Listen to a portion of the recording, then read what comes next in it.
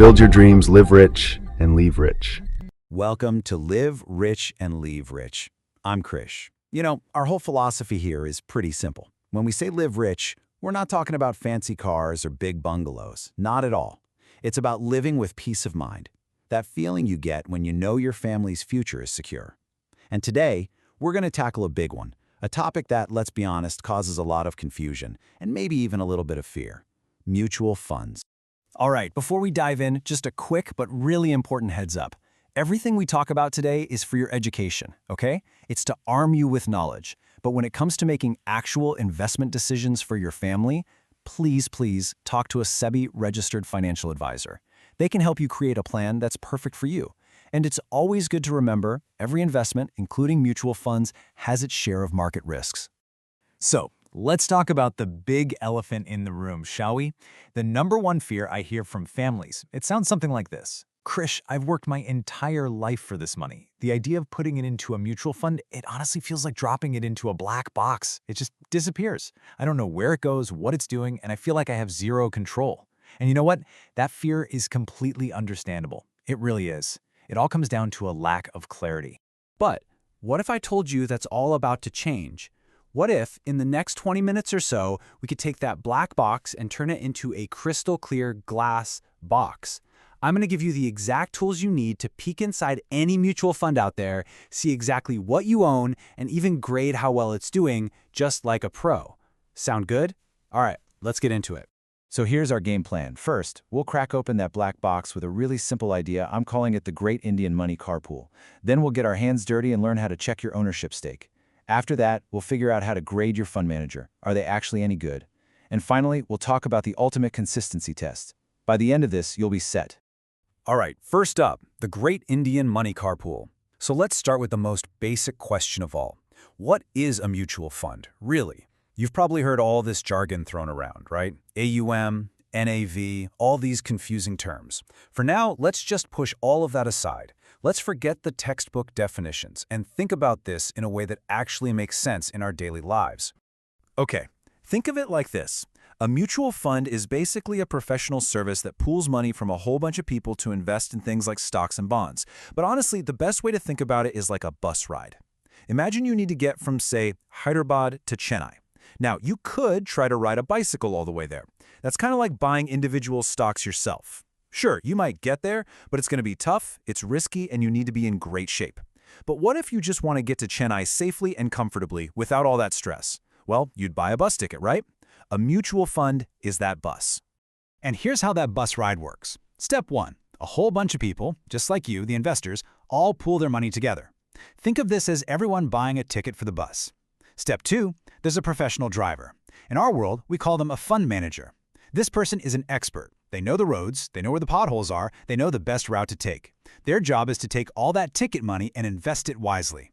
And step 3, the goal is pretty straightforward, to get everyone to their destination, hopefully with their money having grown nicely along the way. See? It's that simple. You're trusting an expert driver to handle the journey for you. Okay, so we get the big idea. It's a bus. Now let's do what we promised. Let's look under the hood. This is where we really start to turn that scary black box into a clear glass box. You've paid your ticket fare, so where exactly is that money going? Right, so every single mutual fund will show you something called its top holdings. The easiest way to think about this, if your fund is a cricket team, these are your star players, your Virat Kohlis and your Jasprit Bumrahs. This is where the biggest chunk of the team's money is invested. So if you look at this example here, you can see a big slice, about 9%, is in HDFC Bank. Another 8% is in Reliance Industries. See that? It's not a secret. It's right there for you to see. Not such a black box anymore, is it? And this is the part that I think is just amazing.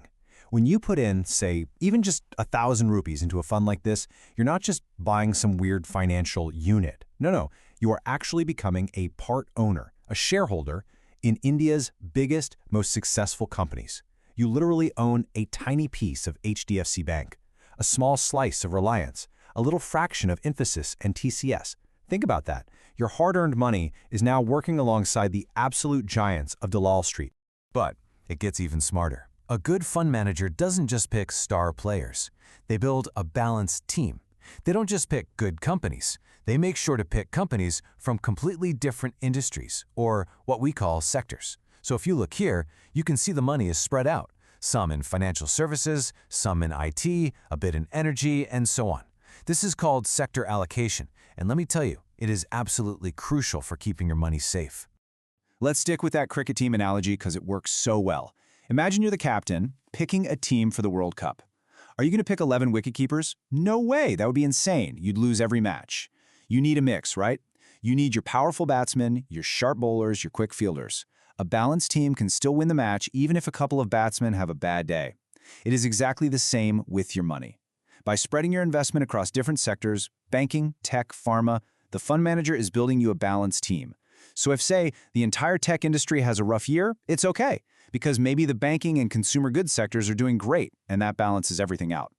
That right there is the magic of diversification. Okay, this is great. We now know how to look inside the fund. We can see we own awesome companies, and we know our money is spread out to stay safe. But that leads to the next big question. How do we know if our fund manager, our bus driver, is actually any good? I mean, is he a skilled driver who knows what he's doing, or is he just getting lucky with green lights? Well, to grade our manager, we need a measuring stick, something to compare their performance against. In the world of finance, we call this a benchmark.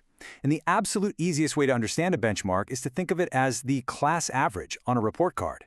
If the whole class scored an average of 70% on a test, that's your benchmark. In India, for most funds that invest in big companies, the benchmark is an index you've probably heard of, the Nifty 50. It basically tracks how the top 50 companies in the country are doing. So check this out. Let's say in 1 year, the Nifty 50, our class average, went up by 15%. Now, if your fund manager got you a return of 18%, well, they've beaten the average. They got an A+. They did an awesome job. That extra 3% they earned for you, that's what we call alpha. And frankly, generating that alpha is the whole reason you pay them a fee. If your fund is constantly scoring below the class average, you've got to start asking, what am I even paying for? But hold on. Beating the average for 1 year is nice, but anyone can get lucky once, right? The real test, the ultimate test of a fund manager is this. Are they consistently good year after year, or did they just have one lucky year?